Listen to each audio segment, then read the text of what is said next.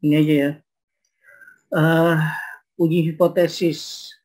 Hipotesis ini disebut sebagai dugaan atau praduga. Praduga terhadap apa? Terhadap permasalahan.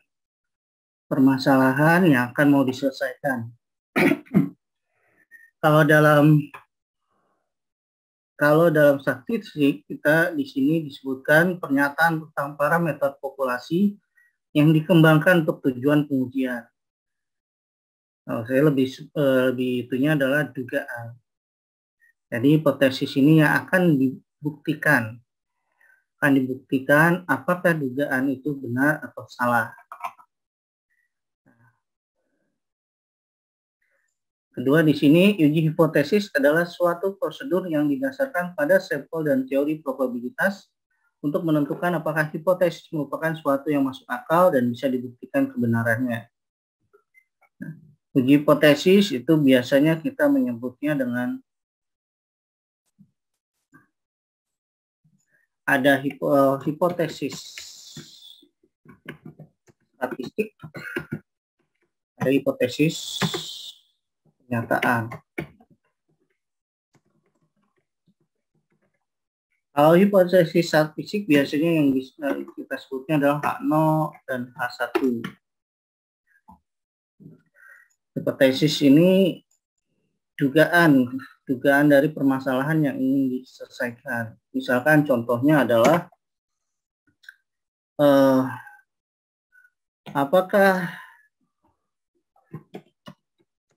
audit berpengaruh terhadap efisiensi perusahaan.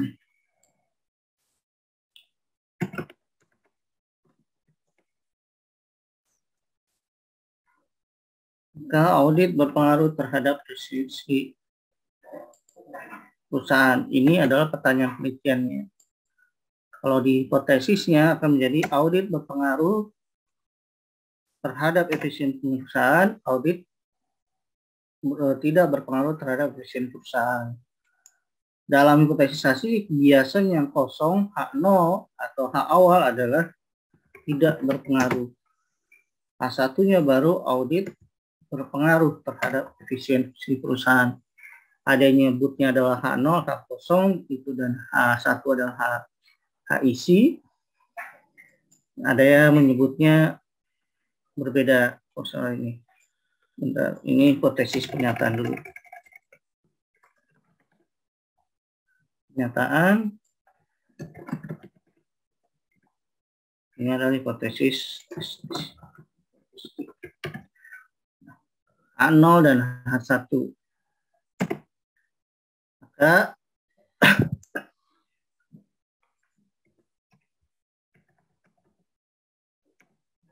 ini. Kalau hipotesis statistiknya apa? Hipotesis statistiknya adalah H0, misalkan jika itu pengaruh, maka X sama dengan, kalau itu tidak pengaruh, audit tidak berpengaruh terhadap efisien perusahaan, maka kalau dalam regresi X berpengaruh terhadap Y, maka X sama dengan 0. Artinya X tidak memiliki pengaruh. Atau X sama dengan, X tidak sama dengan 0.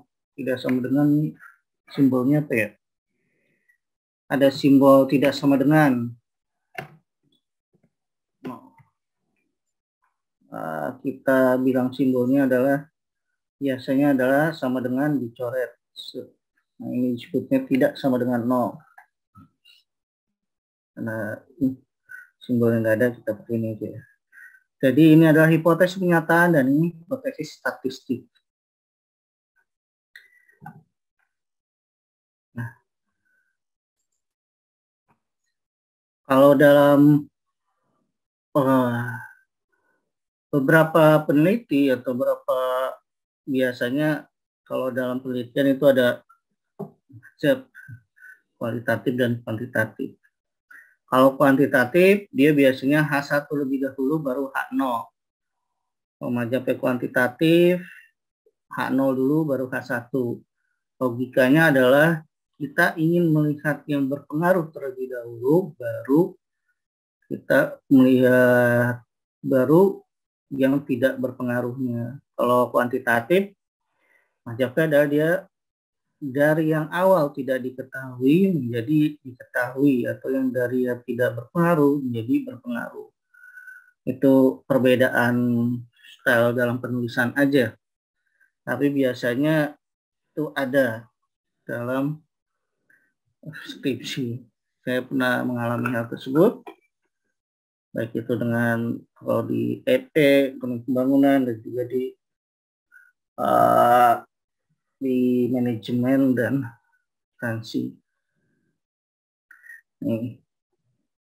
Nah, ini adalah hipotesis dugaan pernyataan dari apa permasalahan yang mau kita selesaikan, atau yang mau kita ketahui, atau yang mau kita uji kembali. Nah, untuk itu, untuk melakukan uji hipotesis ini, langkah awalnya di sini adalah membuat hipotesis 0 dan hipotesis alternatif. Oh iya, selain H0 dan H1, banyak juga yang bilangnya adalah H0 dan HA, H alternatif.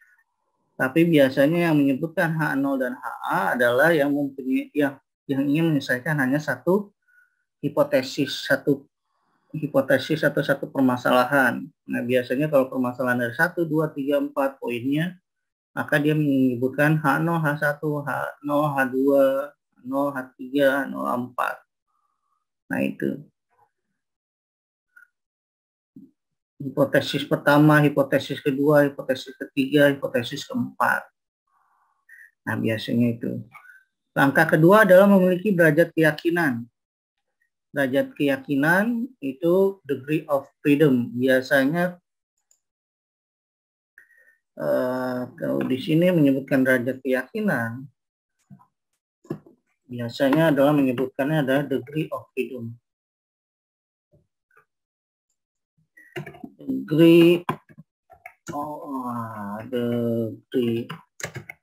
freedom.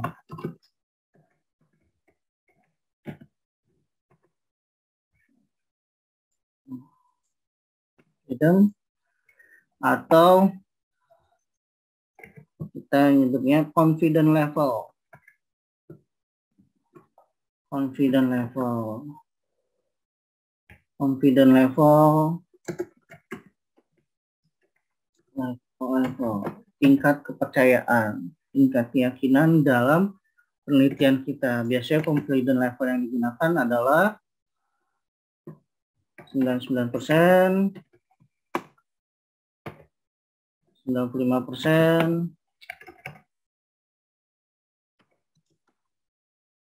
atau 90%. Dengan degree of freedom biasanya alpha sama dengan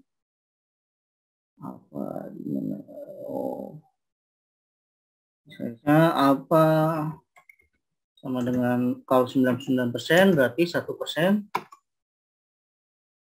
Kalau 95% berarti degree of freedom-nya ada 5%.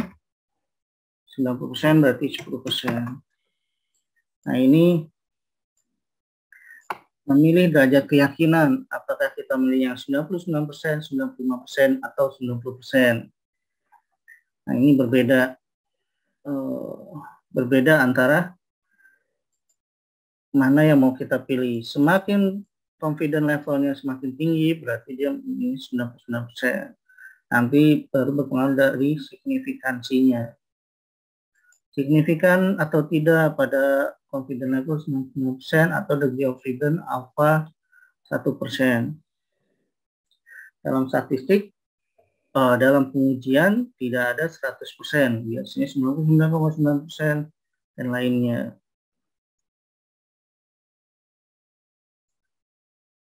Karena ada kemungkinan error atau salah dalam setiap pengujian. Setelah memilih derajat keyakinan, baru memilih uji statistik yang dilakukan. Uji statistik ada banyak, regresi, uji T, uji F, uji variabel, ada uji beda, dan lainnya. Baru langkah berikutnya, langkah keempat, keputusan gagal menolak atau menolak H0. Nah, ini ya, gagal menolak atau menolak H0.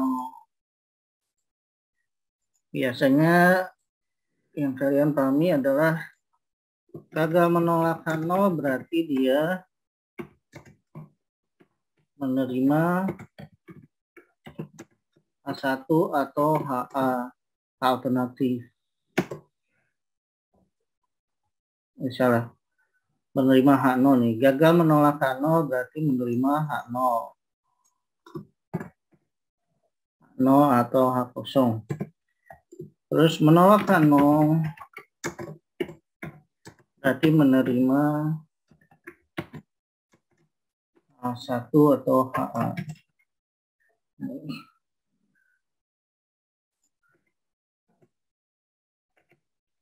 Nah, dalam penelitian biasanya menerima H0 atau menolak H0 yang digunakan. Tapi memang ada bahasa sendiri gagal menolak H0 atau menolak H0.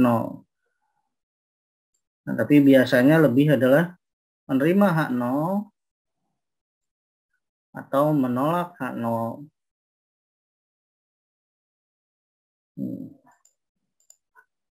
Biasanya yang digunakan adalah menerima H0.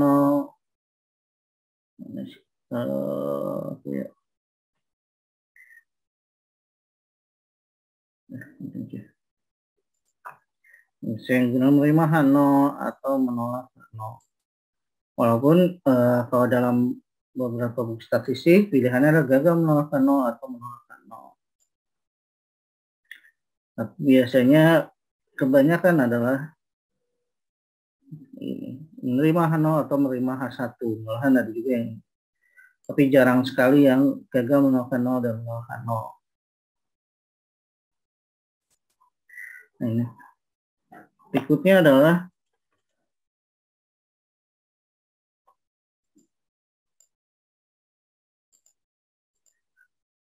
membuat hipotesis nol dan hipotesis alternatif, atau yang tadi kita bilangnya hipotesis 1, 2, dan 3. Tergantung berapa variabel atau berapa yang mau kita teliti atau yang mau kita ketahui. Hipotesis nol atau the null hipotesis. Nol adalah hipotesis yang akan diuji kebenarannya. Hipotesis alternatif atau hipotesis HA adalah suatu pernyataan yang akan kita simpulkan jika kita menolak nol. Hipotesis alternatif disebut hipotesis penelitian, riset hipotesis. Yang disebut hipotesis penelitiannya adalah HA-nya. Jadi kalau misalkan hipotesis penelitian buatnya adalah bisa HA-nya yang ditulis, hipotesis pertama tentang ini, hipotesis kedua dengan hipotesis ketiga tentang ini. Tapi dalam pernyataan atau statistik baru dibuatnya H0 dan H1.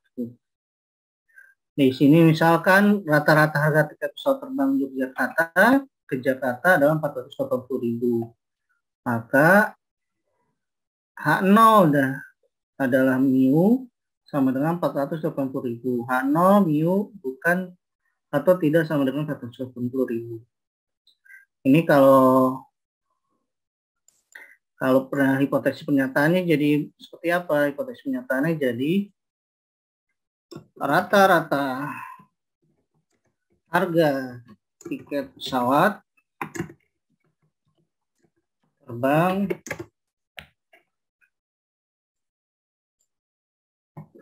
Rp480.000.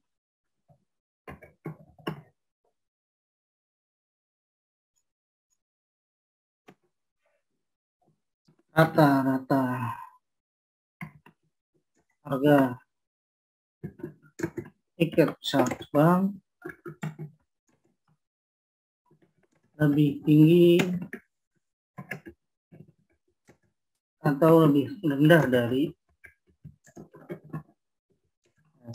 480.000. Ini adalah hipotesis pernyataan.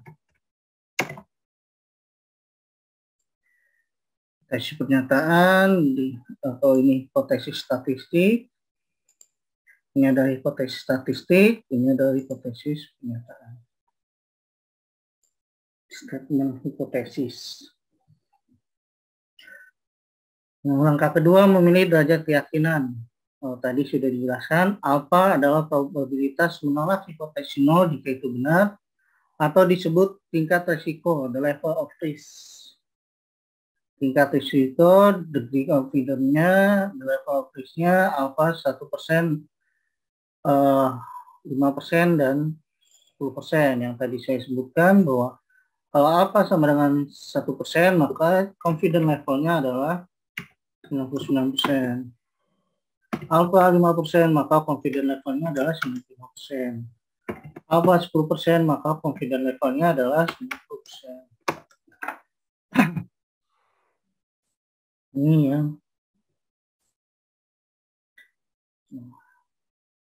Berikutnya adalah langkah ketiga, memilih uji statistik. Ada beberapa uji statistik yang bisa digunakan untuk menunjukkan hipotesis nol, yaitu uji T, uji Z, F, dan Chi-square. Chi-square biasanya untuk uji beta, uji F biasanya model, uji T biasanya variabel, uji Z juga variabelnya. Yang membedakan Z dan T adalah banyak atau tidaknya sampel. Nah, misalkan untuk uji Z, di sini adalah jika Z sama dengan X bar dikurang mu per standar deviasi per akar dari N. Antara sampel, antara populasi, deviasi standar populasi, dan jumlah sampel. Nanti, karena kita nanti lebih mempercepat supaya dapat bisa aplikasi software, ini kita fungsinya adalah memutuskan atau interpretasi hasil. Misalkan dari data yang ada membuat keputusan gagal menolak atau menolak hipotesis nol. Misalkan jika alfa sama dengan 5% atau 0,05 untuk uji satu sisi, mana nilai kritis distribusi Z? Uji satu sisi. Jika uji satu sisi, maka yang dilihat adalah menolak H0 sisi pertama. Nah, dengan yang ini gagal menolak H0. Jadi pilihannya hanya dua. Menolak H0 atau gagal menolak H0. Menolak H0 berarti menerima hipotesis jika alfa Z hitung, nilai kritis Z hitung lebih besar dibandingkan Z tabel. Kita biasa menyebut Z hitung atau lebih besar dari Z tabel, atau Z hitung lebih besar dari nilai kritis distribusi Z-nya. Jika dari distribusi Z-nya adalah 1,65, maka ini 1,65 di sini, maka Z hitung harus lebih besar dari 1,65 untuk menolak H0 atau menerima H1 atau H alternatif. Poinnya adalah Z hitung lebih besar dari Z tabel, atau nanti juga T hitung lebih besar dari T tabel. Ini adalah satu sisi. Jadi satu sisi menolak H0. Yang kedua, ada dalam penelitian juga ada satu sisi dan dua sisi, one tail dan two tail. Ini kita di sini aja digambar. Kalau two tail, dia nantinya akan ada garis tambahan ini. Jadi nanti di sini bukan 1,65 tapi plus minus 1,65. Menolak H0 jika lebih besar dari 1,65, menerima H0 jika lebih besar dari 1,65, minus 1,65 nanti. Nanti di sini menolak, gagal menolak H0 jika ada dalam kriteria sini. Gagal menolak H0 jika dalam kriteria ini. Nanti mungkin ada gambarnya yang lebih jelas. Nah, lanjut dulu. Jadi satu sisi dan dua sisi. Uji signifikansi satu sisi dan dua sisi. Di satu sisi, one tail test dilakukan jika kita mempunyai informasi tentang arah tanda di dalam hipotesis alternatif. Jika mempunyai informasi yang ada, maka bisa dilakukan uji one tail. Biasanya uji one tail itu pertama bisa mendekati lonceng. Nanti dia adalah hanya satu batas lebih besar. Ini adalah jika positif. Jika negatif, maka di sininya adalah sini. Ini satu arah ke sini, satu sisi, atau ini satu, atau loncengnya mengarah sini, hipotesisnya. Kalau dua sisi berarti ada dua, misalkan lonceng seperti ini, makanya ada dua, ini adalah dua sisi. Ada signifikan jika lebih besar dari 1,65, signifikan jika lebih kecil dari minus 1,5. Nah, misalkan lampu Philips untuk menguji kebenaran bahwa rata-rata penggunaan lampu Philips lebih dari 1 tahun, 360 hari. Maka H0 mu sama lebih kecil sama dengan 360. H alternatif mu lebih besar dari 360. Ini artinya satu sisi, dua sisi. Ini adalah satu sisi. Karena pilihannya adalah lebih kecil sama dengan 360 atau lebih besar dari 360. Pilihannya adalah hanya dua. Satu sisi pilihannya hanya dua. Jika dua sisi, maka pilihannya lebih dari dua. Hasilnya adalah, misalkan uji dua sisi itu tail test dilakukan jika kita tidak mempunyai informasi arah atau tanda hipotesis alternatif. Rata-rata penghasilan lulusan sarjana ekonomi jurusan akuntansi pada saat mendapatkan pekerjaan pertama dalam 4,5 juta. H0 mu sama dengan 4.500.000. Mu tidak sama dengan 4.500.000. Mu-nya bisa lebih kecil dari 4.500.000 atau bisa lebih besar dari 4.500.000. Jadi ada tiga perkiraan. Sama dengan 4.500.000, lebih besar dari 4.500.000 atau lebih kecil dari 4.500.000. Nah, ini disebutnya two tails. Jadi kalau two tails biasanya menggambarkannya adalah ada sama dengan dan ada tidak sama dengan. Biasanya jika ada tidak sama dengan ini two tails. Ini sudah ada arah, biasanya adalah one tail.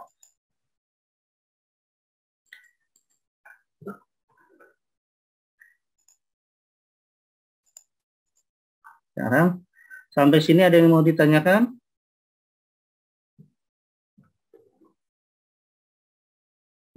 Tidak ada, kita lanjut. Ya. Tanya boleh? Boleh. Kalau tadi yang untuk two tail sama one tailnya itu kira-kira kelebihan dan kekurangannya apa ya, Pak? Terima kasih, Pak. Kelebihan kekurangannya. Sebenarnya dalam statistik kita tidak melihat kelebihan atau kekurangan, tapi kita melihatnya adalah bagaimana statistik itu bisa menyelesaikan permasalahan. Nah, informasi yang didapatkan seperti apa, itu tergantung dari informasinya. Kalau informasinya, kita berikan lagi, kalau informasinya adalah hanya ada seperti ini, maka dia menggunakan one tail. Kalau informasinya ada seperti ini, maka dia menggunakan two tail. Artinya kalau kita tidak mengetahui arahnya, arah penelitian kita menggunakan two tail. Tapi kalau kita udah menduga, kan hipotesis kan dugaannya. Ya, dugaannya adalah lebih baik atau tidak lebih baik. Misalkan itu hanya dua. Lebih baik atau tidak lebih baik. Lebih baik berarti kan positif. Positif atau tidak. Nah, itu sudah ada arahnya positif, maka kita menggunakan one tail.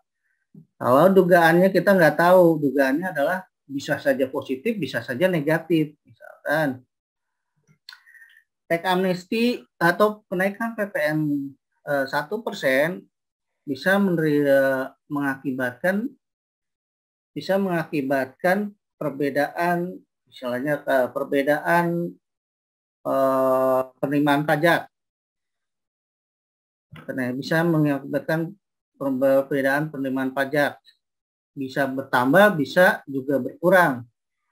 Nah, itu kita tidak tahu arahnya bertambah atau berkurang, maka kita pakainya detail. Tapi kalau kita sudah mau tahu arahnya, misalkan penaikan pajak 1% akan berpengaruh terhadap peningkatan pajak. Peningkatan pajak, penerimaan akan bertambah. Nah, itu kita sudah tahu arahnya bertambah atau tidak bertambah. Pilihannya bertambah tidak bertambah. Berarti pakai one tail. Dalam uji statistik sebenarnya sama, dalam penjelasannya saja nanti biasanya. Statistik one tail, two tail itu hampir sama. Hanya dalam penjelasannya mana yang sesuai dengan permasalahan yang ada. Jadi kalau kita nggak tahu itu adanya naik atau turun, atau negatif atau positif, maka kita two tail. Tapi kalau kita sudah tahu arahnya, pakai yang one tail. Jadi tidak ada plus, tidak ada keuntungan atau kerugian. Yang ada adalah statistik mana yang tepat dalam penyelesaian permasalahan. Statistik mana yang bisa untuk menyelesaikan permasalahan. Itu meyakinkan dugaan hipotesis kita. Itu Rizky. Ya, baik, Pak. Jadi tergantung dari pemahaman. Kalau misalkan soal berarti tergantung soal. Tapi kalau dalam permasalahan tergantung sudut pandang permasalahan kita. Kita mau mengarahkannya adalah ke dugaannya itu sudah mengarah ke positif atau dugaannya sudah mengarah ke negatif, atau kita tidak tahu dugaannya mengarah positif atau negatif. Itu.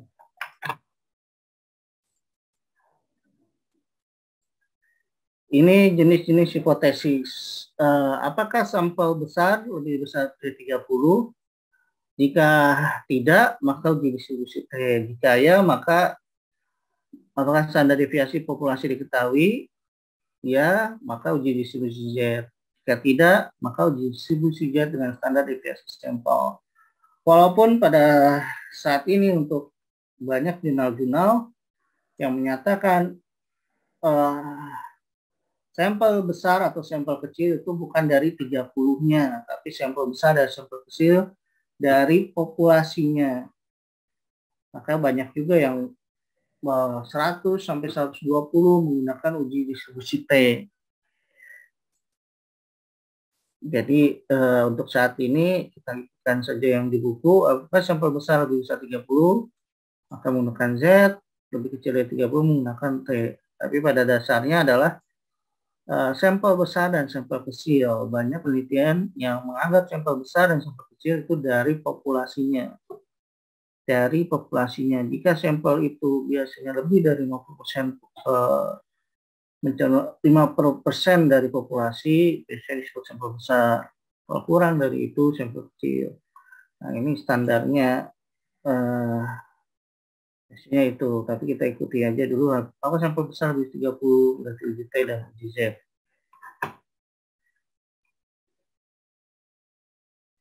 Nah, ini juga jika lebih besar dari 30, maka apakah standar deviasi populasi diketahui? Jika tidak diketahui, maka uji distribusi Z dengan standar deviasi sampel. Standar deviasi adalah standar penyimpangan. Atau jika ya, maka uji distribusi Z dengan standar deviasi populasinya. Ini dengan standar deviasi populasi ini dengan standar deviasi sampel. Kita lanjut. Ini aja deh. Kayaknya bisa. Nah, uji rata-rata sampel besar. Sebuah pabrik ban mobil menyatakan bahwa rata-rata jarak yang bisa ditempuh sebelum bannya aus kehilangan grip 60.000 km dengan standar deviasi 3.500 km. Sebuah rental mobil membeli sebanyak 49 ban dan menemukan bahwa rata-rata jarak yang bisa ditempuh oleh mobil dengan menggunakan ban tersebut sebesar 59.000 km. Dengan alfa 5%, apakah kita bisa menyimpulkan bahwa jarak tempuh ban tidak sama dengan 60.000? Nah, Dibuat dulu apa langkah pertamanya? Dibuat dulu adalah hipotesisnya. Hipotesis pertamanya H0-nya, hipotesis awalnya H0, atau ini hipotesis statistik H0 mu sama dengan 60.000. 60.000 dari mana? Jarak tempuh ban tidak sama dengan 60.000 km. Maka di sini adalah H0-nya kosongnya adalah jarak tempuh ban sama dengan 60.000 km.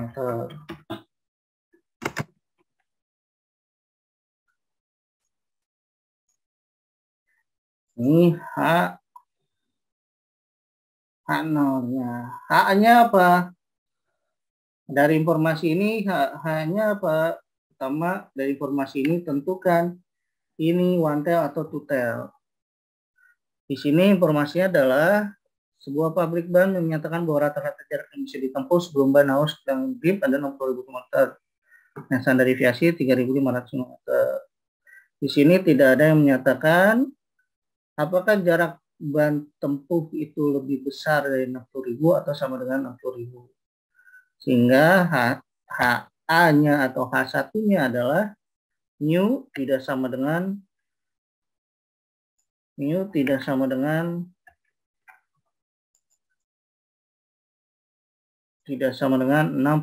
km. Maka hipotesis pernyataannya adalah maksudnya adalah jarak tempuh ban ya, bukan bank ya, tidak sama dengan,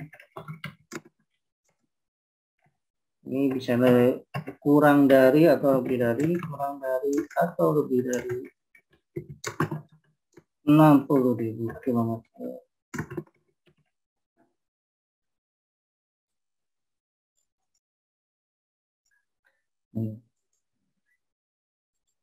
Setelah itu baru kita menentukan derajat keyakinan, level of confidence atau degree of freedom-nya alpha sama 5%, maka tingkat signifikansi alpha sama 5%, maka confidence level-nya adalah 95%.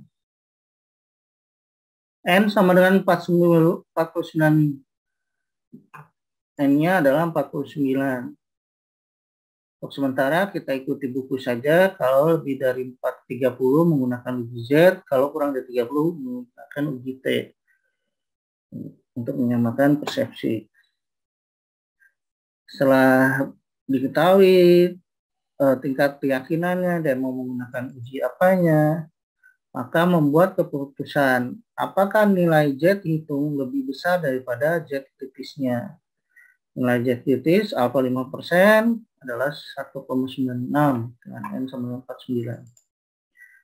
Jika Z hitung tadi rumusnya ada, kita nggak fokus ke rumusnya. Kita fokusnya adalah interpretasinya.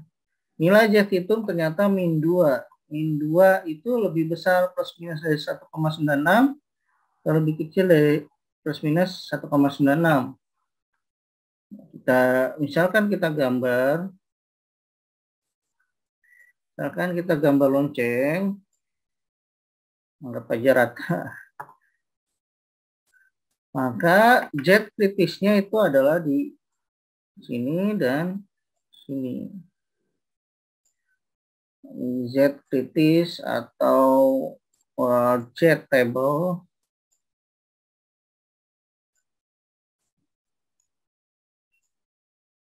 kritisnya adalah sini. Ini adalah 1,96. Kalau di sini adalah 1,96 minus. Kalau yang di sini adalah plus 1,96. Oh, kejauhan. Apalah. Plus 1,96. Min 2 ada di mana? Min 2 ada di sini. 1,96 dan min 2 di sini. Berarti apa? Berarti bahwa disimpulkan bahwa jarak tempuh ban kurang dari, ini saya kurang, harusnya ada rata-rata nih, tambahin rata-rata. Rata-rata jarak tempuh ban kurang dari 60.000 km, atau kalau dilihat dari sini, min 2 di sini berarti menolak H0. Ingat, garisnya adalah menolak H0.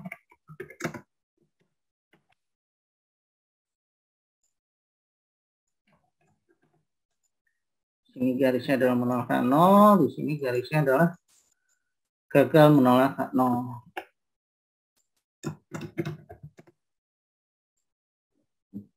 Karena garisnya ada di sini,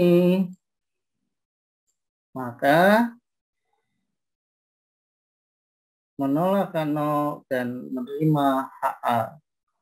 Jarak tempuh ban kurang dari 60.000 km, tapi kita kurang dari atau lebih dari 60.000 km.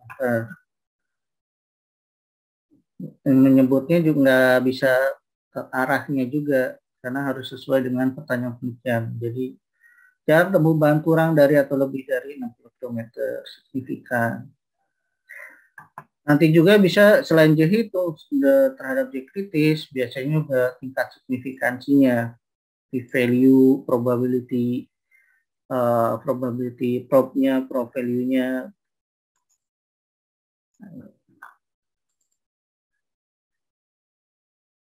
Sekian dulu. Nah, ini kita menolak hipotesis, ya. Pak, maaf, bisa lihat di slide sebelumnya nggak, Pak? Ya. Oke. Di sini saya merasa janggal yang di standar deviasi. Soalnya di soal itu standar deviasinya 3.500, sedangkan di jawaban 4.500. Itu benar apa? Ya. Di sini, yang di sininya adalah, yang benarnya adalah 3.500. Karena yang berarti, di sini, berarti hitungannya berarti oke, lanjut. Ya, hitungannya nanti bisa menyesuaikan di sini. Karena di sini ini adalah merubah, saya waktu itu merubahnya menjadi 3.500. Cuman di sininya adalah pakai yang lama. Ya. Koreksinya adalah ini 3.500. Ya. Kalau diperhitungkan menggunakan rumus ini, maka standar deviasinya adalah seperti yang ini. Seperti yang ini ya. Ini 3.500 per 4 di akar 49. Nah, ini 59.000 dikurang 60.000 per 3.500 dibagi akar 49. 3.500 per dibagi akar 49, akar 49 itu 7. 3.500 dibagi 7 adalah 500. 59.000 dikurang 60.000 adalah min 1.000, sama dengan min 2. Jadi ini 3.500 yang benar ya. Oke, terima kasih. 497 kali 7, 49 kan? Ya, benar. Jadi standar deviasinya 3.500. Pak, maaf Pak. Tadi itu Pak, 1,96 dari mana ya Pak? 1,96 adalah J kritis itu dilihat dari tabel. Ini adalah yang saya bilang J kritis atau Z tabel. Z tabel. Itu saya pernah masih untuk ya cara lihat ya. Lupa. J tabel dilihat dari nilai signifikansinya. Nilai signifikansi dan one tail atau two tail.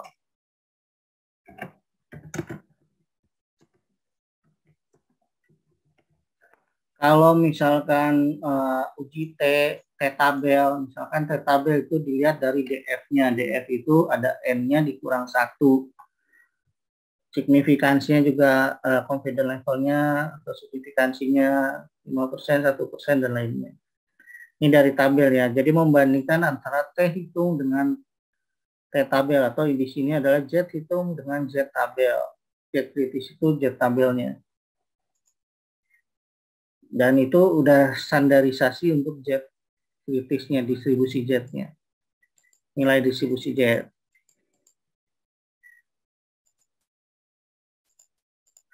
Nah, hasilnya adalah kita menolak hipotesis nol, sehingga kita bisa menyimpulkan bahwa jarak tempuh ban, rata-rata jarak tempuh ban tidak sama dengan 60.000, karena dia ada di nilainya adalah 2, menolak H0, menerima H. Nah, poinnya jika Z hitung biasanya lebih besar, Z hitung plus minus Z tabel untuk detail. Tapi kalau one tail enggak plus minus, artinya salah satu plus atau minus. Karena one tail adalah arahnya jelas, menambah atau mengurangi, menambah atau tidak sama dengan. Misalkan sekarang nih, misalkan seorang bekerja di hotel bintang 5 yang bertaraf internasional. Pada saat wawancara, manajer hotel mengatakan bahwa seorang bisa menghasilkan tip uang tambahan sebesar $20 per hari. Tip uang tambahan $20 per hari. Dalam waktu 36 hari pertama kerja, jumlah rata-rata tip per harinya sebesar $24,5. Nah, standar deviasi $10,5. Yang ditanyakan adalah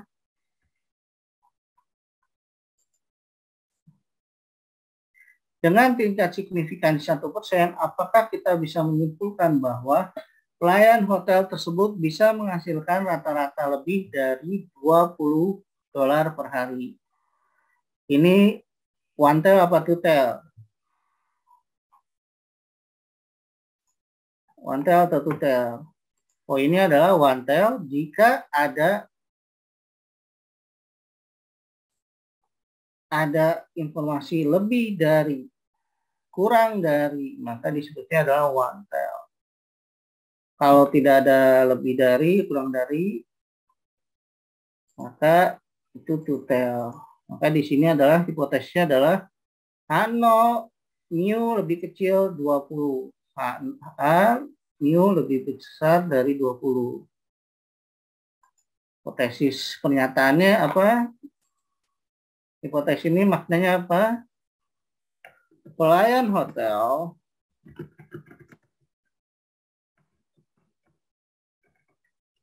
menghasilkan rata-rata tip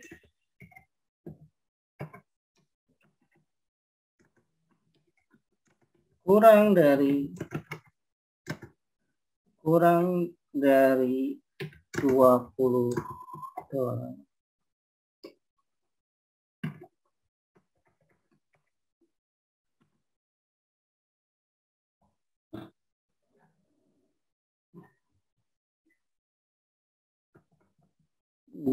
dari $1 atau kurang atau sama dengan dari $20. Kurang dari $20 atau kurang atau sama dengan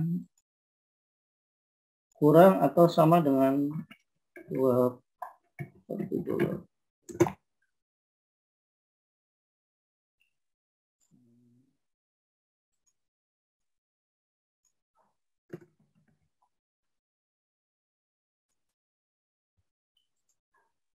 Maka hipotesis pernyataan ini, pelayan hotel menghasilkan rata-rata tip lebih dari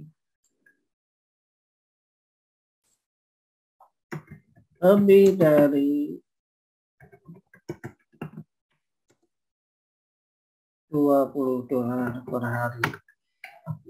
$20 per hari.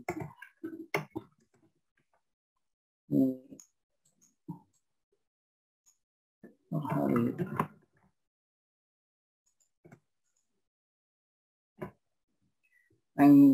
Ini adalah hipotesis pernyataan, ini hipotesis statistik. Tingkat signifikansinya 1%. Terus dalam waktu 36 hari pertama kerja, jumlah tip N-nya adalah 36, standar deviasinya adalah 10,5.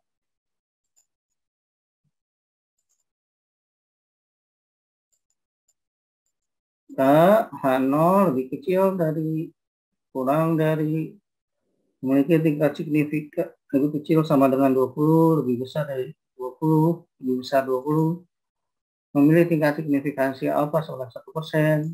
Yang digunakan uji Z. Kenapa uji Z? Karena datanya 36 hari. Datanya adalah 36 hari. Cek 36 hari ini datanya. Maka digunakan uji Z, membuat keputusan nilai Z tipis dari 1% adalah 2,33 dari tabel Z distribusi Z.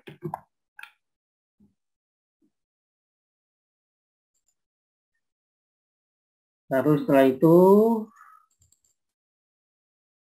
nilai Z hitungnya dihitung 24,5 dikulang 20 per 10,5, tadi standarisasinya 10,5 per akar dari 36, 4,5 per 1,75 sama dengan 2,71. Nah, 2,71. 2,71 lebih besar dari 2,33 atau lebih kecil? Lebih besar. Berarti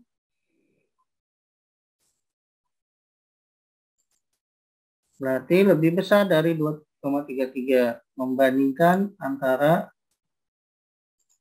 T hitung dengan T tabel. 2,7 lebih besar dari 2,33, berarti menolak H0, menerima HA. Artinya apa? Artinya adalah rata-rata tips lebih besar dari $20 per hari. Artinya adalah rata, kesimpulannya kita menolak potensi 0, sehingga bisa disimpulkan bahwa waktu rata-rata tips yang diperoleh lebih dari $20 per hari. Sampai sini ada yang ditanyakan? Poinnya adalah tadi Z itu lebih besar dari Z tabel, Z kritis atau Z tabel. Poin utama adalah hipotesis itu dugaan. Dugaan itu jika arahnya sudah diketahui, maka one tail. Jika arahnya belum diketahui, maka two tail. One tail atau two tail. Jika two tail, maka plus minus dari nilai Z tabel atau T tabel. Kalau one tail, maka salah satu plus atau minus. Berpengaruh positif atau berpengaruh negatif, hanya satu. Uji rata-rata populasi sampel kecil. Jika N lebih kecil dari 30, maka yang digunakan uji T.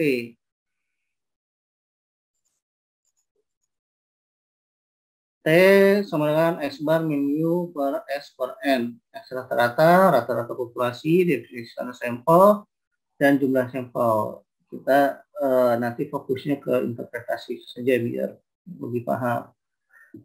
Nanti karena kalau misalkan software, yang terpenting adalah interpretasi hasilnya. Pada tahun 2014, harga tiket pesawat dari Jakarta ke Singapura rata-rata adalah $267. Harga tiket dengan sampel sebanyak 16, sampelnya kecil, lebih dari 30, maka menggunakan uji T. Sampel sebanyak 16 pada tahun 2015 sebagai berikut. 321, 255, 265, 275, 286, 260, 290, dan 370. Pada tingkat signifikansi 1%, apakah kita bisa menyimpulkan bahwa harga tiket pada tahun 2015 telah mengalami kenaikan? One tail atau two tail? Two tail ya Pak. Jawabannya adalah one tail, karena di sini adalah mengalami kenaikan. Kenaikan berarti sudah ada arahnya. Arahnya adalah kenaikannya. Jawabannya one tail. Kalau di sini mengalami perubahan, Nah, perubahan itu bisa kenaikan, bisa penurunan, maka itu detail. Jadi dilihat dari rumusan masalahnya. Ini kemarin saya uji skripsi pun sama. Ada dosen yang mempermasalahkan ketika rumusan masalah dengan hipotesis dan pembahasan masalah. Di pembahasan masalah dia langsung mengarah ke OneTel atau mengarah ke positifnya, sedangkan di rumusan masalah tidak menyebutkan berpengaruh positif atau berpengaruh negatif. Nah, ini kalau di sini mengalami kenaikan, maka disebutnya adalah OneTel.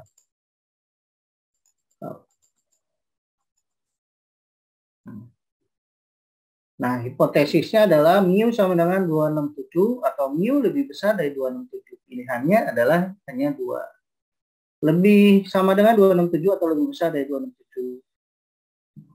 Tidak ada pilihan kurang dari 267. Nah, ini berarti sudah ada arahnya. Arahnya adalah lebih besar 267. Hipotesis kenyataannya seperti apa? Pernyataannya adalah bisa saja gini, apa sih tadi itunya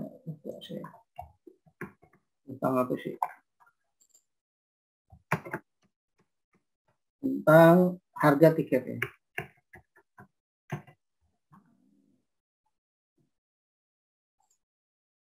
Tesisnya adalah harga tiket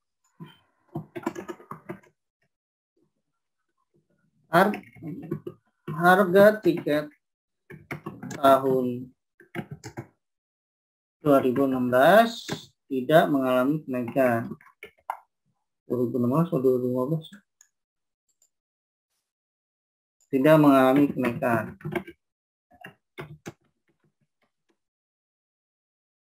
Tidak mengalami kenaikan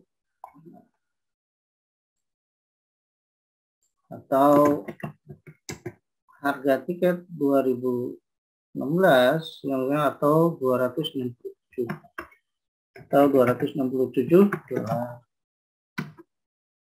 Seperti ini, di sininya adalah harga tiket tahun 2016 mengalami kenaikan lebih dari 267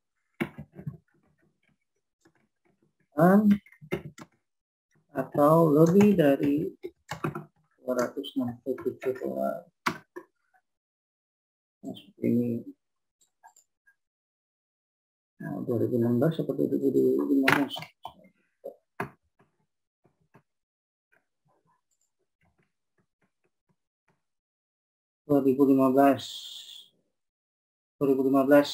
Ternyata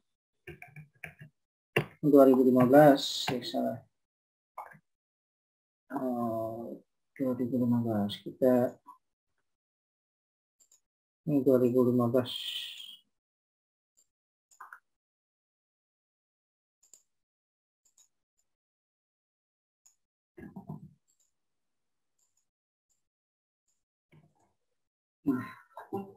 Memilih tingkat signifikansi alfa sama 1%. Uji T-nya adalah yang dilakukan adalah uji T. Membandingkan antara T kritis dengan T tabel. T kritis pada tingkat signifikansi 1%, DF 15. Ini kalau pakai T tabel itu harus ada DF. DF ini adalah N dikurang 1. N dikurang 1. Dan harus diketahui satu sisi atau dua titik. N dikurang 1. N-nya tadi 16. 16 kurang 1 jadi 15. N-nya kurang salah 16. Coba kita lihat. N-nya 16 ini.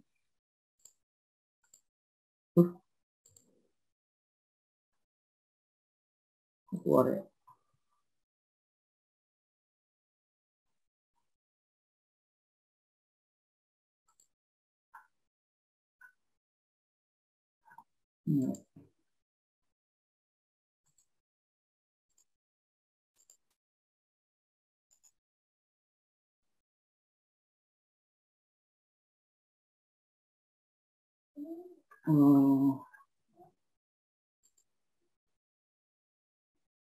Bentar, kok saya bisa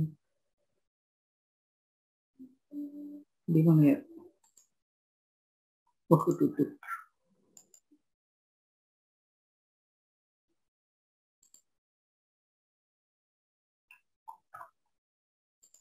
Tutup. Wah, itu.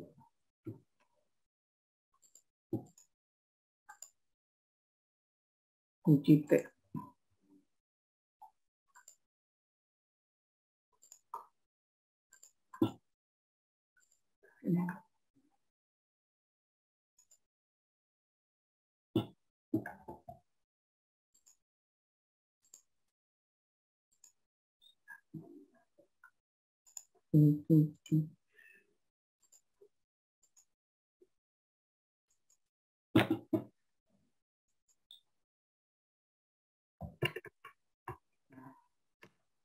Lihat, DF adalah N-1, DF jadi 15. Bisa note aja.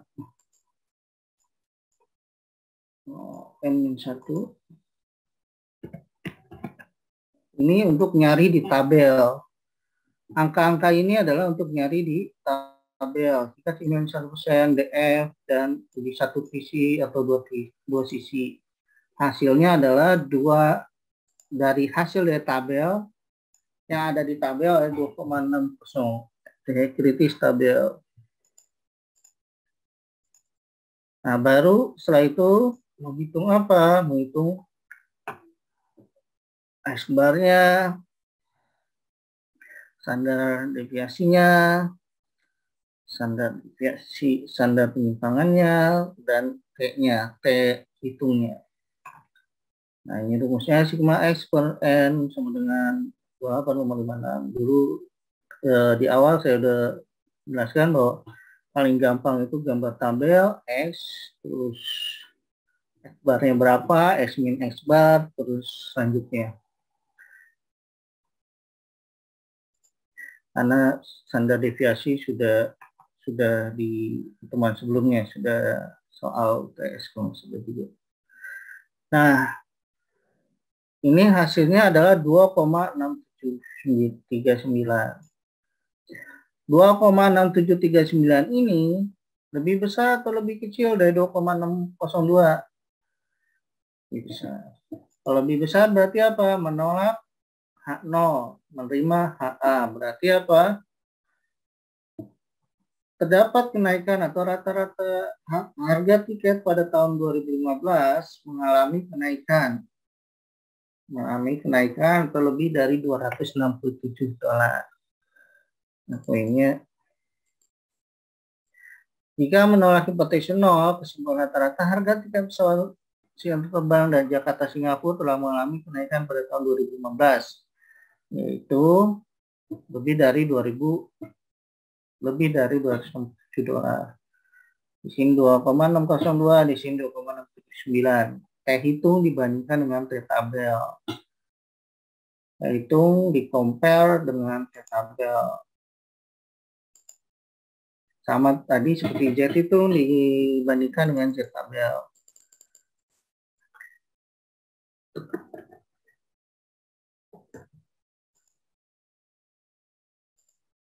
Nah, kalau di SPSS-nya yang dilihat adalah ini adalah T hitungnya dibandingkan dengan T-tabel. Atau juga bisa melihat adalah signifikansinya.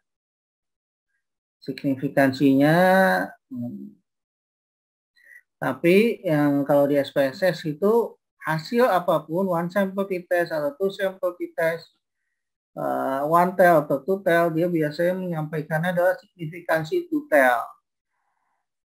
Nanti akan disesuaikan dengan apa? Dengan pertanyaan penelitiannya.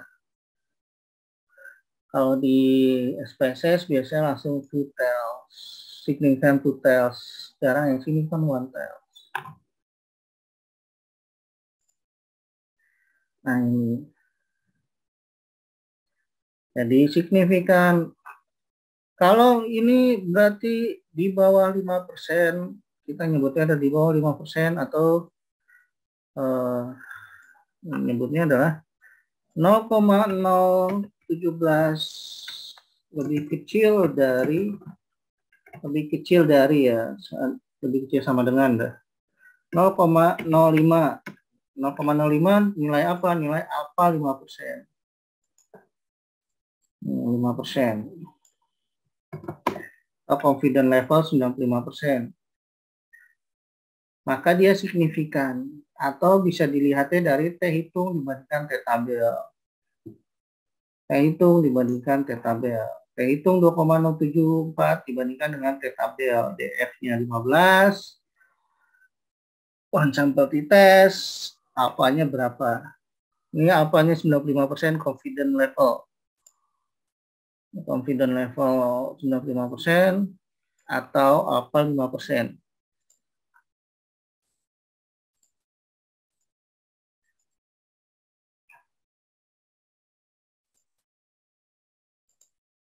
Berikutnya adalah uji proporsi. Z sama dengan P dikurang, saya lupa ya tanda ini ya. Kalau itu kan biasanya untuk jari-jari ya, saya lupa tanda ini. Per standar deviasi P proporsi. Oh iya ini P juga. P dikurang P per standar deviasi P. P dikurang P per P 1 dikurang P per M. Saya lupa ini P memang bacaan. P sama proporsi sampel, P hipotesis populasi, standar deviasi P, standar error dari proporsi, N sama dengan jumlah sampel. Nah, misalkan sebuah perusahaan asuransi menyatakan bahwa pada tahun 2012, hal ini menyatakan standar error dari populasi. Kalau tadi kan standar error sampel, sekarang ini standar error populasi. Uji proporsi. Sebuah perusahaan asuransi menyatakan bahwa pada tahun 2012 sebanyak 75% klaim asuransi bisa diselesaikan dalam waktu kurang dari 1 minggu. Perusahaan asuransi ini mencoba meningkatkan pelayanan klaim asuransi nasabahnya untuk mengetahui apakah pelayanan benar telah meningkat. Pada tahun 2013 sebanyak 1.100 kasus diambil secara random dan menunjukkan 880 klaim asuransi. Menunjukkan 880 klaim asuransi bisa diselesaikan kurang dari 1 minggu. Apakah penyelesaian klaim asuransi pada tahun 2013 telah mengalami kenaikan dengan tingkat signifikan 1%? One tail atau two tail? One tail. One tail, karena ada mengalami kenaikan seperti itu. Mengalami kenaikan berarti sudah ada arahnya, berarti one tail. Dengan tingkat signifikan 1% atau confidence level 99%. Nah, maka H0 mu lebih kecil sama dengan 0,75, HA mu lebih besar 0,75. Hipotesis penyataannya adalah persentase ya.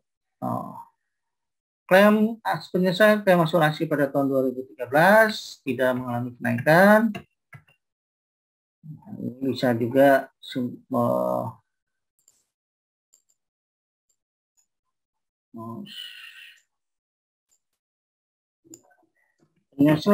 penyelesaian klaim asuransi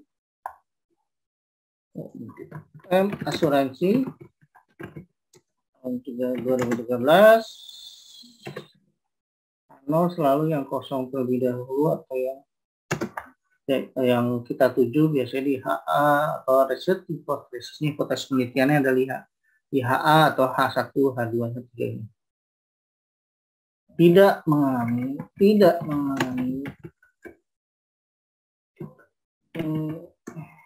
kenaikan.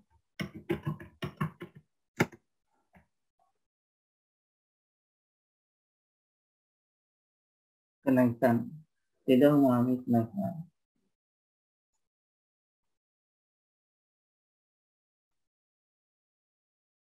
Persentase klaim.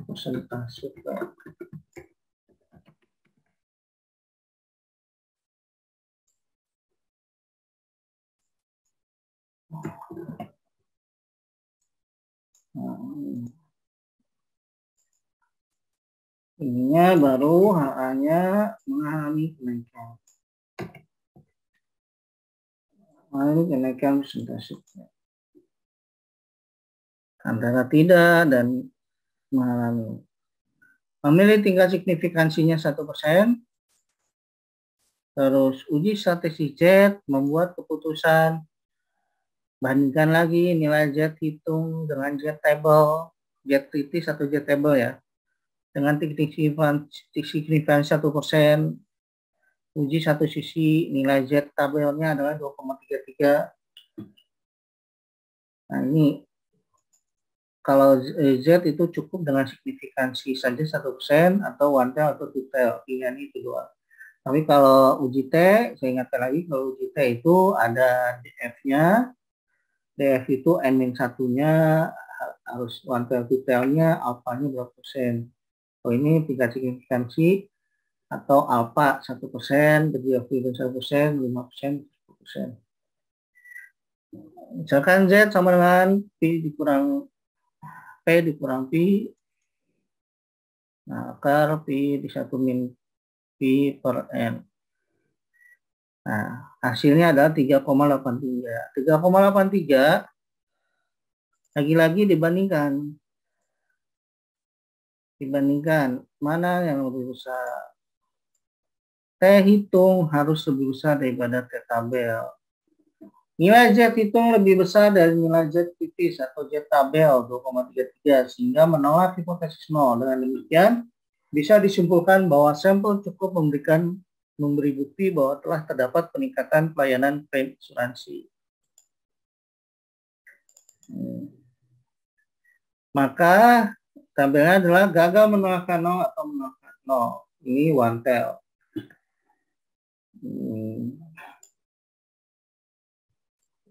3,83 di sini, 2,33 di sini.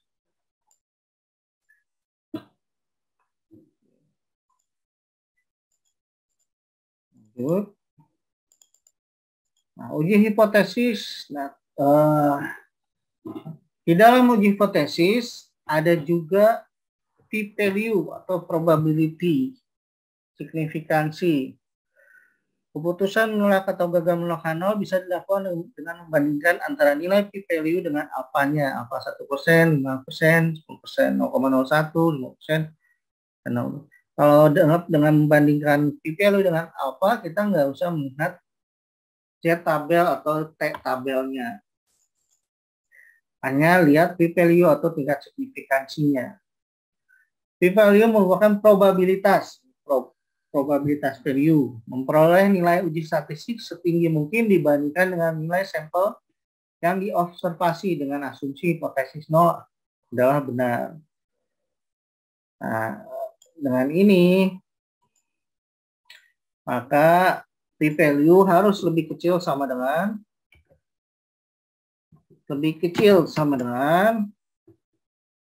ini gabungin aja, lebih kecil sama dengan alpha.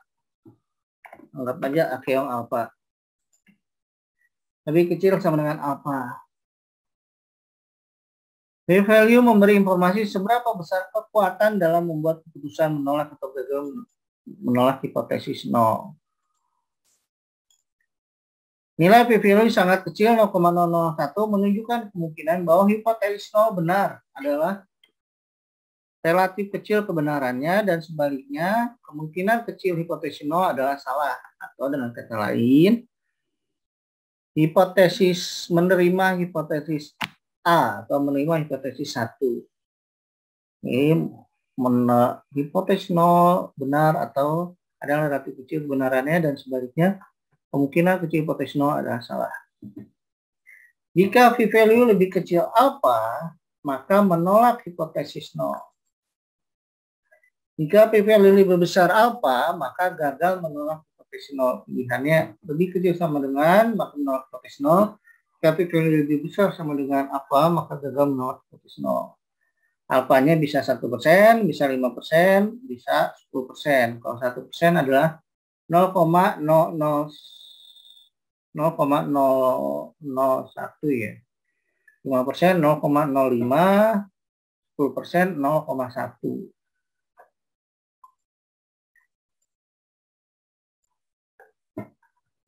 Bagaimana menghitung p-value? Saya nggak akan fokus ke menghitung dengan manualnya. Fokusnya nanti menggunakan program komputer.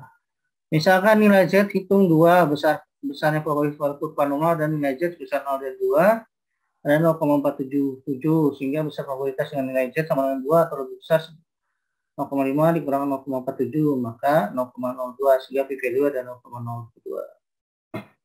Kita nggak fokus dengan ini, kita fokusnya nanti aja dengan komputer saja.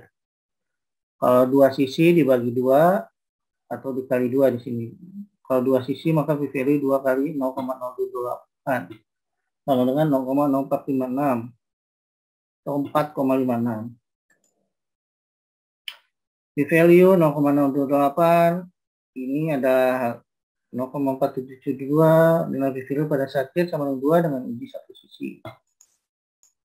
Kita fokusnya nanti ke komputer saja, ke interpretasi dari hasil. Misalkan ini, berdasarkan PEM asosiasi TV menunjukkan bahwa rata-rata pemirsa mungkin ya, rata-rata pemirsa televisi di Indonesia menonton selama 8 jam sehari. Survei yang dilakukan Lembaga Konsumen Indonesia ini ingin membuktikan klaim tersebut. Sebanyak 1 sampel yang diambil dari seluruh kota besar di Indonesia menunjukkan bahwa rata-rata waktu menonton televisi adalah 7,5 jam dengan standar deviasi 2,25 jam. Nah, maka pertanyaan adalah dengan menggunakan p-value, apakah bisa disimpulkan bahwa rata-rata waktu menonton TV lebih kecil dari 8 jam per hari dengan deviasi 1%? Nah, selalu ditanyakan awal ini adalah satu arah atau dua arah, one tail atau two tail. Nah, pada ini berarti one tail lebih kecil.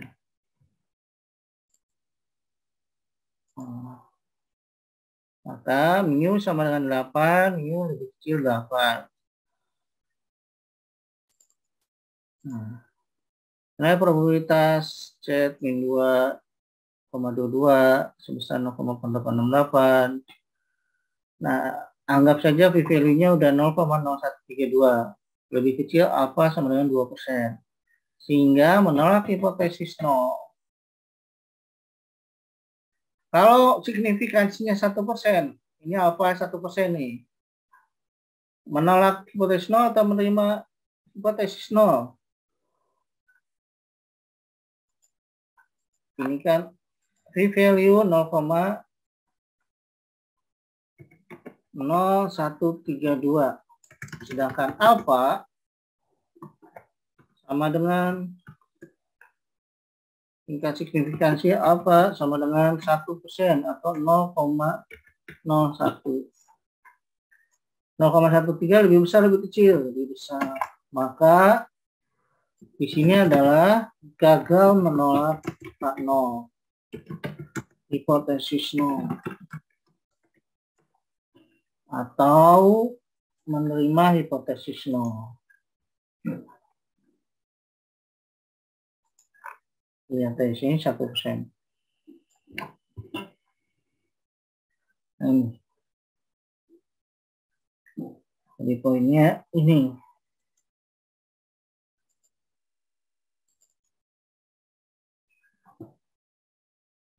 Maka di sini pernyataannya kesimpulannya,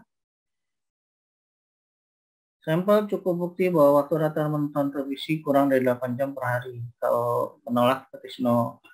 Kalau gagal menolak, sampel tidak cukup bukti bahwa waktu rata menonton televisi tidak kurang dari 8 jam per hari.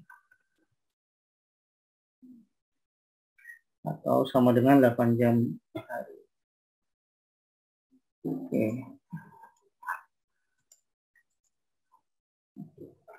Untuk uji hipotesis 1 selesai. Ada pertanyaan? Jika tidak ada pertanyaan, kita masuk ke uji hipotesis 2 sampel.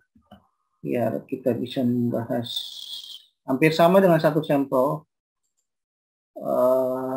Karena nanti kita akan fokusnya nggak menghitungnya, tapi menghitung dengan komputer nanti jadi profesi interpretasi. Jadi langsung saja. Bedanya dengan uji hipotesis 2 sampel adalah kalau satu sampel itu tidak ada varian. Tidak ada uji varian. Uji varian apa? Keragaman, variasi keragaman dari sampel. Karena kalau uji sampelnya adalah cuma satu, maka tidak ada keragaman sama sekali. Kalau sampelnya adalah dua, maka bisa saja sampel pertama dan sampel kedua ada keragamannya, berapa persen keragaman dari data sampel pertama dengan data sampel kedua. Maka ada uji varian. Uji hipotesis 2 sampel, uji rata-rata, uji proporsi, uji varian. Uji rata-rata populasi bersifat independen atau satu sampel dengan sampel lainnya tidak saling berkaitan, atau populasi bersifat dependen.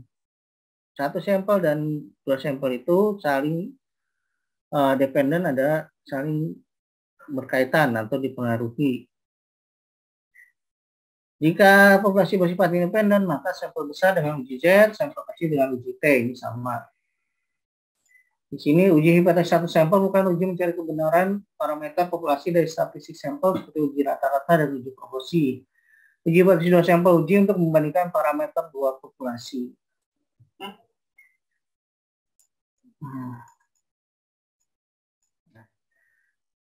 Untuk perhitungannya atau rumusnya tidak akan saya terlalu jelaskan. Yang pasti dari rumusnya jika uji rata-rata bersifat independen dan sampel besar, standar deviasinya karena ada dua sampel maka ada X1-nya, ada X2-nya atau standar deviasi pertama, standar deviasi kedua, N sampel pertama, N sampel kedua karena ada dua.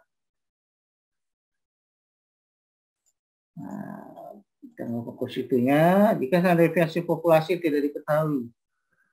Jika standar deviasi tidak diketahui, maka apa perbedaannya? Perbedaannya adalah standar deviasi populasi jika standar deviasi populasi diketahui, standar deviasi sampel jika standar deviasi populasinya tidak diketahui. Jadi gunakan dulu standar deviasi populasi, lalu standar deviasi sampel yang diambil dari populasi. Nah, misalkan lembaga riset pemasaran ingin mengetahui waktu tunggu para nasabah Bank Syariah Mandiri dan Bank BNI Syariah melakukan transaksi sebanyak 75 dan 70 nasabah Bank Syariah Mandiri, 75 Bank Syariah Mandiri dan 70 Bank BNI Syariah dipilih secara acak. Hasilnya menunjukkan rata-rata waktu tunggu di Bank Syariah Mandiri 5 menit dengan standar deviasi. Standar deviasi adalah standar penyimpangan ya, 0,45 menit. Sedangkan di Bank BNI Syariah itu 5,30 menit dengan standar deviasi 1 menit. Dan penyimpangan 1 menit. Dengan degree of freedom, confidence level, derajat keyakinan 1%, apakah kita bisa menyimpulkan bahwa waktu tunggu di BNI Syariah lebih lama dibandingkan Bank Syariah Mandiri? Lebih lama berarti one tail. Ada kata lebih lama, berarti one tail ada arahnya. Maka A0 adalah mu1 dan mu lebih kecil sama dengan mu2. Mu1 itu adalah Bank Syariah Mandirinya, mu2-nya adalah BNI Syariah. Jadi kalau dua sampel ada mu1 dan mu2.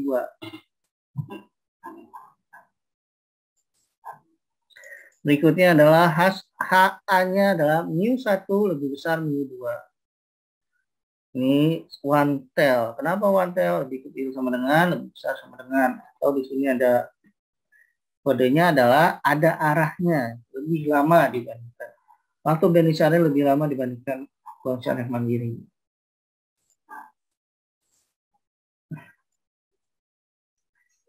Ini bahwa kita bisa minta waktu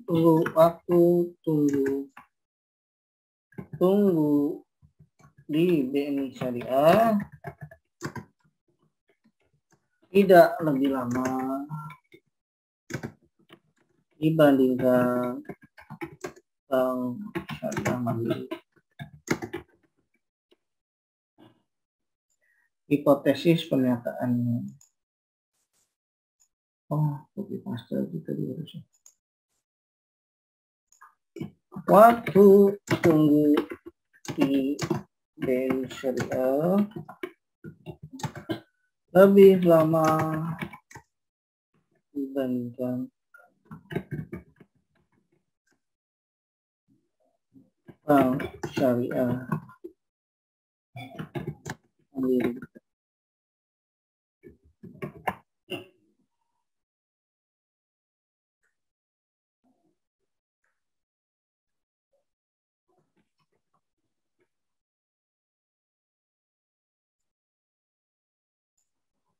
Sebelum membuat ini harus dipastikan dulu Mi1 dan Mi2-nya.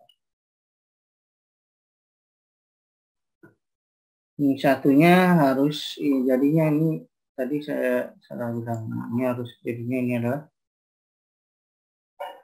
BNI Syariah. Ini adalah Bank Mandiri Syariah. Mi1-nya BNI Syariah, Bank Mandiri Syariah. Saya tadi kembali dalam mengucapkan. Setelah hipotesis, baru degree of freedom, alpha 1%, baru Z, karena sampelnya besar, kalau T sampelnya kecil, baru membuat keputusan. Z table, J kritis atau Z table, uji satu sisi pada alpha 1%, 2,33.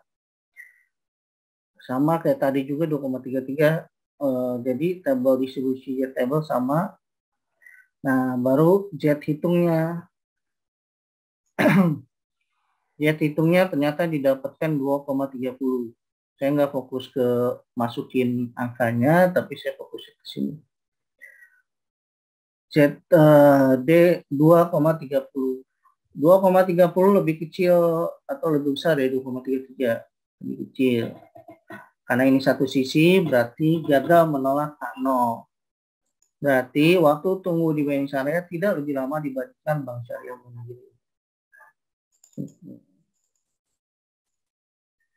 Nilai Z hitung 2,30 lebih kecil dari nilai Z kritis atau Z table 2,33, sehingga kita gagal menolak hipotesis 0. Kesimpulannya bahwa sampel belum cukup memberi bukti bahwa waktu tunggu melakukan transaksi BNI Syariah lebih lama dibandingkan Bank Syariah Mandiri. Itu. Interval estimasi perbedaan rata-rata dua populasi dengan derajat keyakinan 1 min alpha sebagai berikut. Nah, ini saya nggak akan fokus ke sininya, saya fokus ke pembahasannya aja. Dengan derajat keyakinan 99%, tentukan besarnya estimasi interval perbedaan rata-rata waktu tunggu melakukan transaksi di Bank Syariah dan Bank Syariah. Nanti kalau interval itu dari hasil itu ada plus minus. Nah, itu tinggal dikurangi plus minusnya. Plus minus dari apa? Plus minus dari rata-rata waktu tunggu keduanya. Misalkan 5,30 dikurang 5 plus minus 1,96 per 5,26. Ini tadi soalnya adalah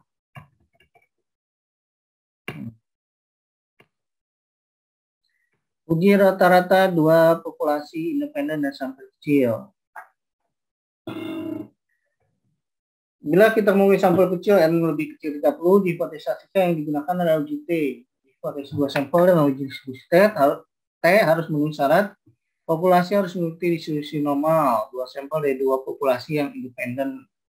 Standar deviasi dua populasi adalah sama. Standar deviasi gabungan dua sampel rumusnya adalah S kuadrat populasi standar varian nih. Standar deviasi kuadrat populasi sama dengan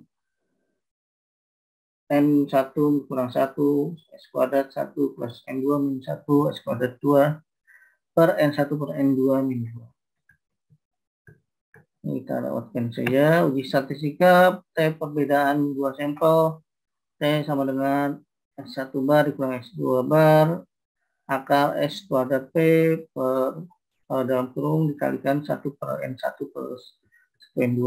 Oke, Poinnya adalah seorang dosen mampu statistika mencatat bahwa nilai ujian statistika mahasiswi lebih baik dari mahasiswa.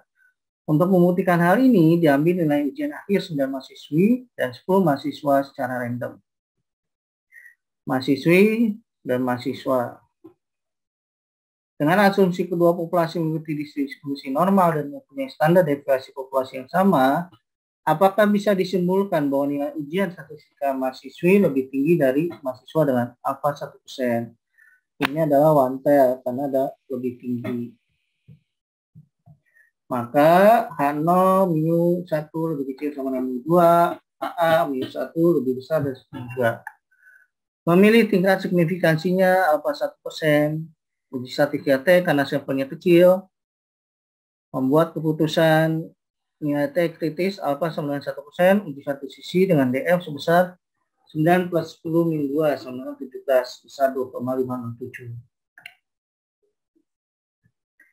Ini kita lihat sininya, maka poinnya adalah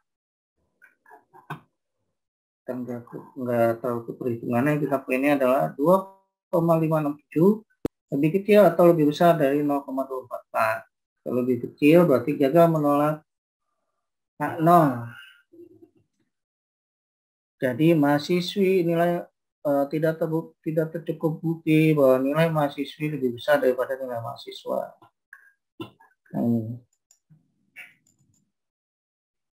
Nilai T itu 0,244 lebih kecil dari nilai T kritis 2,567 sehingga gagal menolak kritis 0. Hal ini bisa disimpulkan bahwa sampel tidak cukup memberikan bukti bahwa nilai ujian statistika mahasiswi lebih tinggi dari ujian mahasiswa.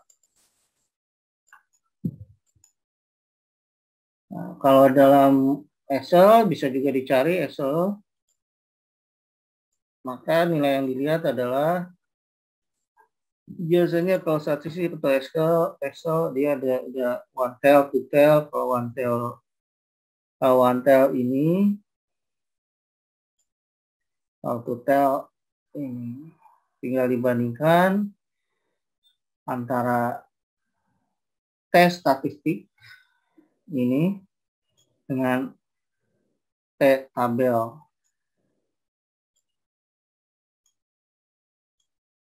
Tes statistik dibandingkan T tabel, one tail, two tail, tergantung kitanya. Tergantung arah pertanyaannya. Jadi kalau di statistik sih langsung one tail atau two tail. Nanti kita sendiri yang membandingkan arah dari pertanyaan permasalahan kita one tail atau two tail.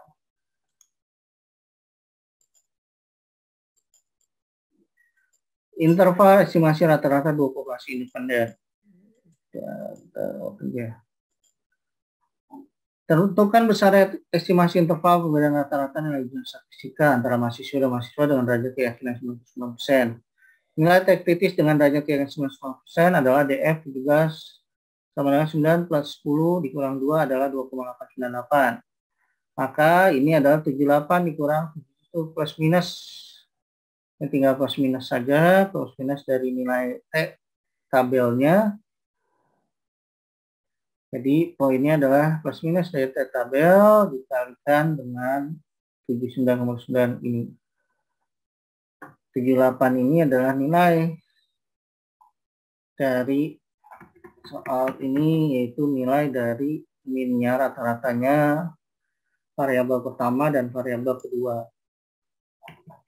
Atau sampel pertama dan sampel kedua. Sampel pertama dan sampel kedua 78 dan 77.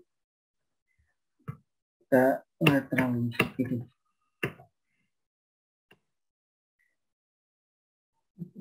Latihannya besok minggu depan, besok di Senin atau kayaknya nggak bakal hari Senin karena ada pelatihan. Perusahaan di bidang elektronik ingin meningkatkan penghasilan para salesnya dengan melakukan training kepada para sales tersebut. Sampel 10 pekerja diambil secara random. Dengan tingkat alfa sama dengan 5%, apakah kita menyimpulkan bahwa rata-rata penghasilan sales sesudah training lebih tinggi? One tail atau two tail? One tail, karena ada kata-kata lebih tinggi. Sebelum dan sudah training. Sebelum training, sudah training. Sales, ini nilai penjualannya dalam jutaan rupiah. Yang dilakukan adalah uji beda one tail lebih kecil sama dengan 0, budel lebih besar sama dengan 0. Ada perbedaan, ada sesudah training itu positif atau negatif. Kalau lebih tinggi berarti lebih besar dari 0. Kalau tidak atau kurang menjadi lebih rendah, lebih kecil dari sama dengan 0. Memilih tingkat signifikansi uji statistik T karena sampelnya kecil, membuat keputusan T hitung dibandingkan dengan T tabel. Kalau T berarti ada di F-nya harus berapa? 10 dikurang 1. Maka akan mendapatkan hasil adalah 0,32. T-nya adalah 3,715. Ini lebih besar atau lebih kecil dari T tabel dibandingkan atau T kritis. Oh, di sini di buku ini dibilangnya ada T kritis. T hitung 3,715 lebih besar dari nilai T kritis 1,83, sehingga kita menolak hipotesis 0 bahwa terdapat pengaruhnya. Dengan demikian bisa disimpulkan bahwa sampel cukup memberi bukti bahwa rata-rata penghasilan sudah training lebih tinggi. Sampai sini ada pertanyaan? Pak, saya mau nanya, Pak. Iya. Kalau misalkan ada 2 jenis sampel, nah sampelnya itu yang satu 29, yang satu itu 31. Kan itu Enggak masalah. Iya. Itu pakainya rumus sampel besar apa rumus sampel kecil, Pak, kalau kayak gitu? Kalau ada soal kayak gitu. Rumus sampel besar atau sampel kecil? Yang pertanyaannya adalah yang dipakai adalah yang variabel sampel pertamanya yang mana? Kalau sampel pertamanya adalah yang 29, pakai yang t-test saja. Biasanya kita membandingkan, kalau membandingkan adalah paired sampel awal dengan paired sampel setelahnya atau sel setelahnya. Maka yang jadi pembanding itu yang mana? Yang menjadi pembanding utama yang mana? Kalau misalkan yang utama adalah setelahnya, maka 31 ya bisa aja pakai Z, distribusi Z. Oh gitu. Tapi pada dasarnya nggak terlalu mempermasalahkan pakai distribusi Z atau distribusi T. Jadi kalau dibilang adalah mana yang sampel awal atau sampel pertama atau sampel kedua yang menjadi prioritas dalam menjawab permasalahan tersebut. Misalkan ini uji beda sebelum dan setelah. Yang dipakai adalah yang setelahnya. Yang banyak digunakan adalah yang setelah, karena itu yang menjadi faktor utamanya. Melihat yang faktor utamanya adalah ada perubahan nggak setelah pelatihan. Nah, ini yang dipakai adalah yang setelahnya. Nah, jika ada 2 sampel seperti itu, maka menjadi faktor utamanya yang mana? Kalau faktor utamanya 31, maka pakai uji Z aja. Kalau faktor utamanya yang 29, uji T. Nggak terlalu mempermasalahkan. Karena di awal saya bilang uji T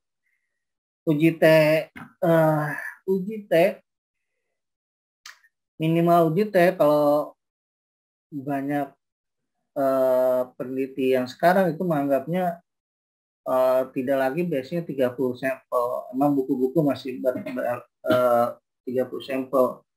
Tapi uji T bahasnya adalah dia lebih besar atau minimal lebih besar 50% dari populasi atau tidak. Nyatakan sampel itu besar. Jadi itu poinnya adalah paired to sampel, misalkan ada 2 sampel tersebut, mana yang menjadi baseline-nya? Baseline itu apa ya? Yang acuannya kita mengacu. Kayak tadi sebelum dan setelah training. Maka yang menjadi acuannya adalah setelahnya, gunakan Z saja. Itu ya. Jadi base-nya itu. Ya baik, Pak, terima kasih, Pak. Kalau kamu mau 29 tambah 31 di rata-rata, sebenarnya nggak hitungan rata-rata, nggak dalam menentukan sampel kecil dan sampel besar, nggak rata-rata. Yang penting adalah standar deviasi populasinya. 2 sampel itu sudah mencemurkan standar deviasi populasinya, harus cenderung sama atau cenderung harusnya sih sama gitu, atau cenderung ke arah sama standar deviasi sampel pertama dan sampel keduanya. Makanya tadi ada mahasiswa dan mahasiswi, mahasiswanya 9, mahasiswinya 9, mahasiswanya 10. Yang tapi standar deviasinya harus sama atau terdistribusi normal datanya. Interval estimasi sampel dependent. Interval keyakinan untuk perbedaan rata-rata sampel dependent. Rumusnya tadi kita nggak bahas rumus nanti aja. Misalkan tentukan besar estimasi interval perbedaan rata-rata kejujuran bagian sel sebelum dan sesudah training dengan derajat keyakinan 99%. Nilai T kritis dengan derajat keyakinan 99% dan DF 10-1 N-nya 10 dikurang 1 sama dengan 9 adalah 3250.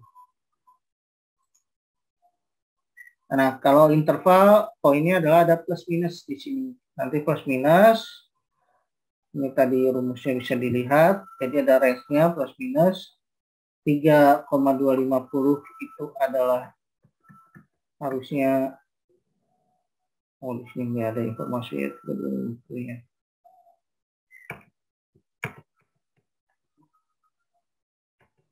3,250 adalah derajat keyakinan, 0,46 baru datanya.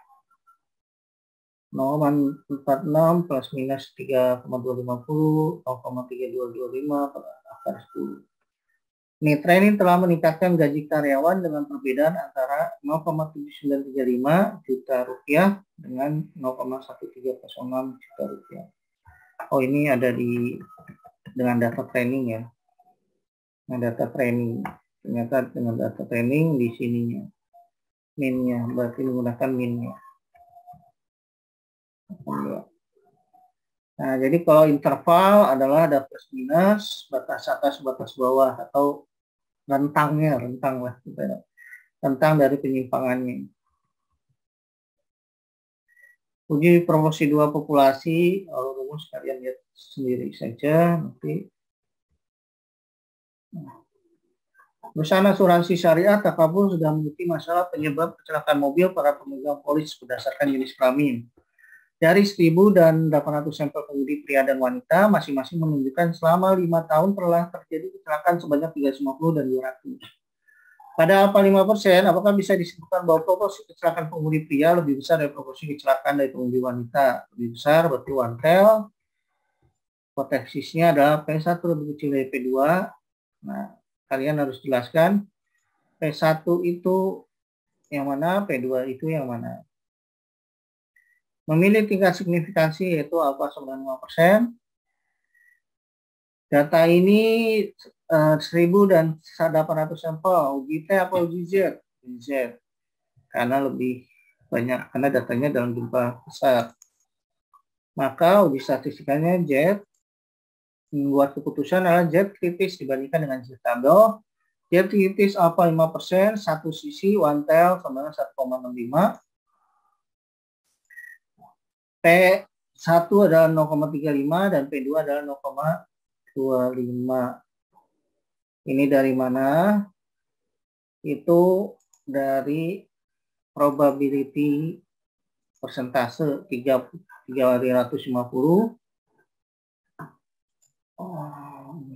Saya buat kayak gini aja. 350, 200 dibagi 800, 350 dibagi 1000.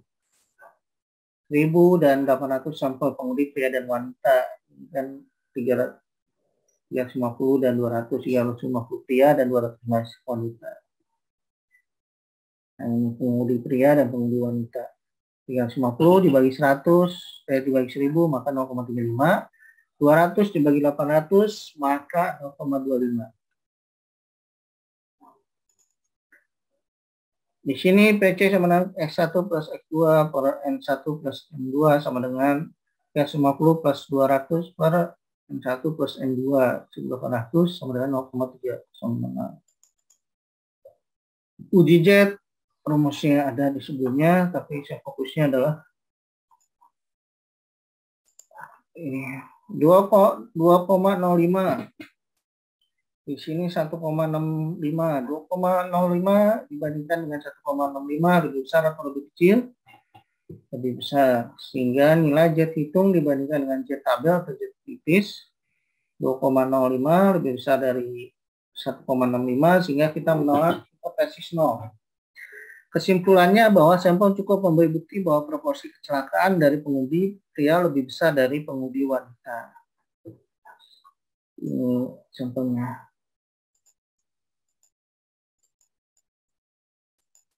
Jadi estimasi 2 sampel, intervalnya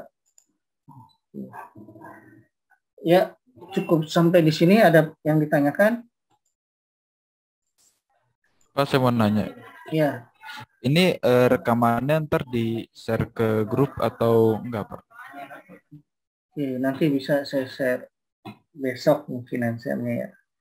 Biasanya kan 2 jam, 3 jam baru ada. Oke, Pak. Makasih ya, Pak. Oke. Ya, demikian. Ya, Ini PPT-nya nanti di-share di mana ya, Pak? ya, PPT di-share-nya di PPT dan link Zoom nanti di-share di AIS ya, yang diskus pertemuan hari ini.